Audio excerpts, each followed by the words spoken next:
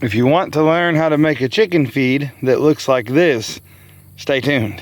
I once was lost, oh, but now I am found.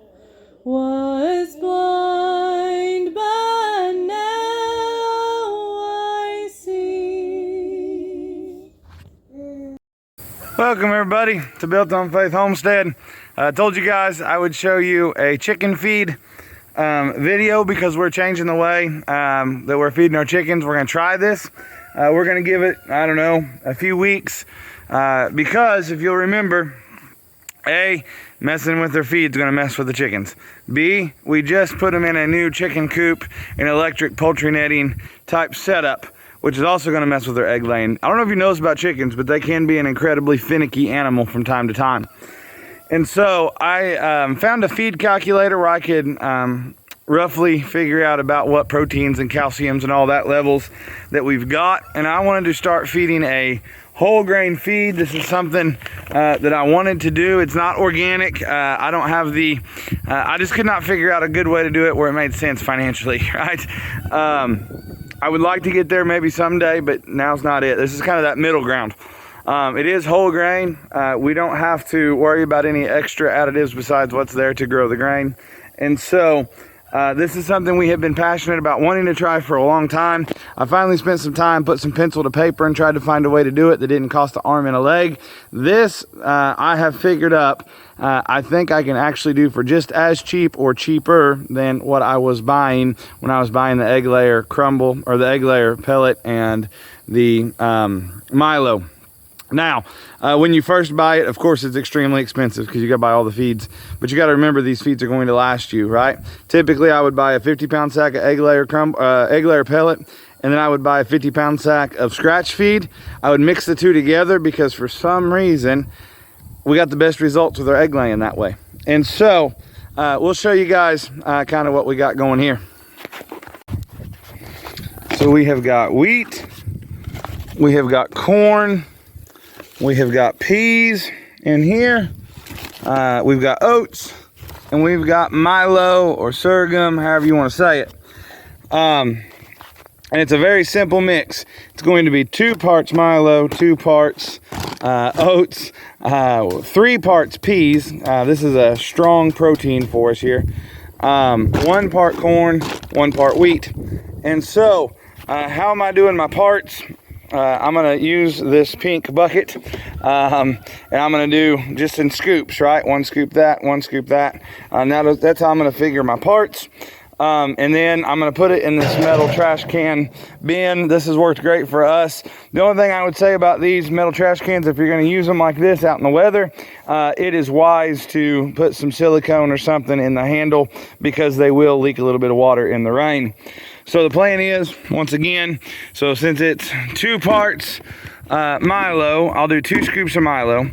I'll do 2 scoops of oats. I'll do 3 scoops of peas. And then I'll do 1 scoop of the corn and the wheat. And I'll do that 1 scoop at a time, 1 pink bucket at a time. Don't make fun of my feed bucket now. This is actually my daughter's feed bucket. She went with her grandparents to Farm Fest and came back with a pink feed bucket that we keep with the rabbits typically, but I thought it would work good for what we're doing today. And we will get it all mixed up and we'll show you what it looks like when it's done. All right, y'all, so here's our chicken feed. Whole grain feed that we've mixed up. However much just about that can will hold. And we're gonna take this up to the chickens, dump it in their feeder, let them eat on it, and go from there. And I'll show you guys some other cool stuff too. So they have pulled a whole bunch of that feed out of there. But here's what it looks like. They have been eating it like crazy. It's been a while since I put it in the feeder. They've been going berserk on it. Then we got, of course, our free choice oyster shell over here for them. Once again, right, just like 2 parts Milo, 2 parts oats, 3 parts peas, 1 part corn and wheat, and made for a good mix. They seem to really like it. There has been consistent chickens over here this entire time.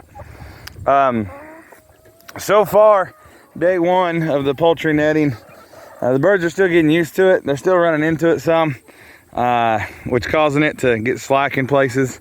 So we had to fix it every once in a while. We've got one or two birds that just keep wanting to get out. And so best I can figure, I probably need to clip their flying wings. Here's the waterer attached. I cut a hole in the top. Let me show you guys what I've done. Maybe I'll just explain the whole thing. If you can see, hey, get back. If you can see right here, we'll do a video on how to build one of these. But these are just a little chicken water and nipple is what they're called. You can screw a hole in the bottom of the bucket, screw those in, and then I like to put the lid back on to keep as much out of it as you can.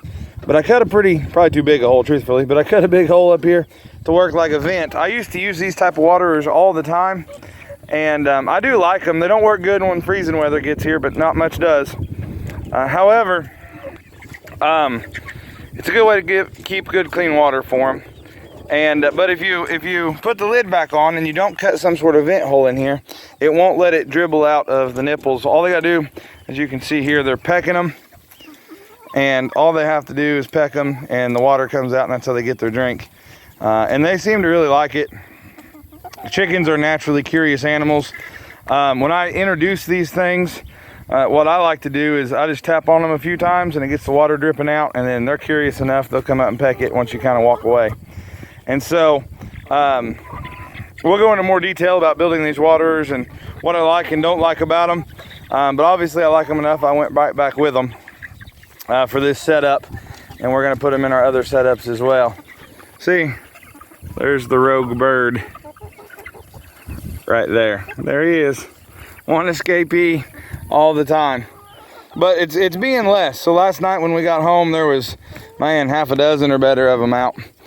And then today, during the day, there's only been one or two that get out. And I've thrown them back in a few times, but they keep jumping back out. They have used their nesting box for one egg. That's good. All of this stuff, I'm not a very patient individual, but when you do stuff like this, it just takes time to remember that it's all new to the birds too. And so we'll continue getting this all situated and perfected, but this is it. Really, today's primary focus was feed, and there it is. They pulled a bunch of it out, which is aggravating. I usually don't put that much in the feeder, but it had been some time since I had fed them.